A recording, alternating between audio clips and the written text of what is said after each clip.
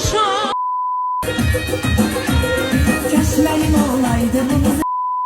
Salam değerli dostlar, hoş gördük.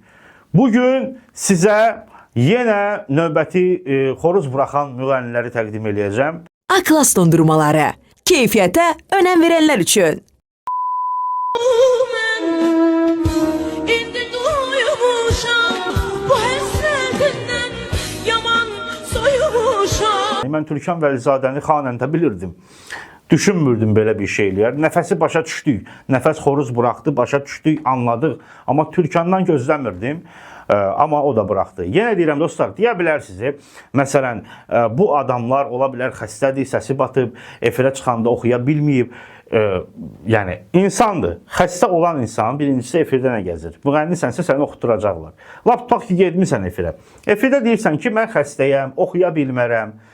Deməli, xəstə deyil ki, bu oxumağa cəhd eləyib. Oxumağa cəhd eləyib və özünü yandırıb. Yəni,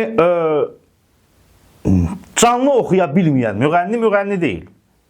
Canlı oxuya bilməyən müğənni deyil. Amma iş burasındadır ki, canlı oxuya bilməyənlərin 90%-i hal-hazırda Azərbaycanda brend səviyyəsindədir.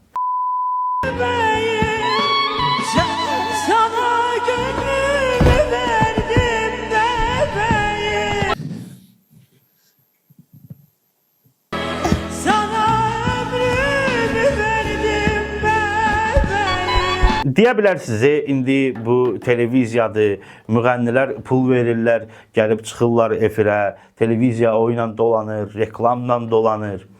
Televiziya hər halda yəni, mal deyil ki, heç olmasa səsi olan müğənnini çıxardın. Niyə xoruz buraxan, niyə boğazı cırılan insanları buraxırsınız efirə? Mən açığı sizə bir şey deyim. İlhamə Quliyeva sağ olanda son 1-2 il, 3 ilə kimi mənim heç ondan xoşum gəlmirdi. Yəni, öləndən sonra belə xoşum gəlmirdi, onun xasiyyətinə görə filan. Amma bəzi sərhədlər var idi ki, müğənnilərin qabağına qoyurdu, şey eləmirdi, imkan vermirdi onlara, şərait yaratmağa imkan vermirdi. Həqiqətən də o şeydə yaxşı idi. Ondan sonra mən belə düşünürəm ki, efirlər daha çox doldu bu tip müğənnilərlə.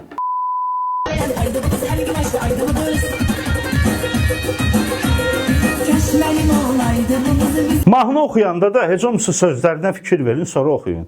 Bu nədir? Sən öz adından oxuyursan mahnını, qadın müğənnisən, deyirsən, kaş mənim olaydı bu qız. Bu nə düşüklük deyir? Valla, yəni, insanlar, müğənnilər mahnı oxuyanda fikir vermirlər. Kişi adından, yəni kişi sözləri ilə müğənni oxuyur. Qadın da qadın. Kaş mənim olaydı bu qız. Sən özün nəsən?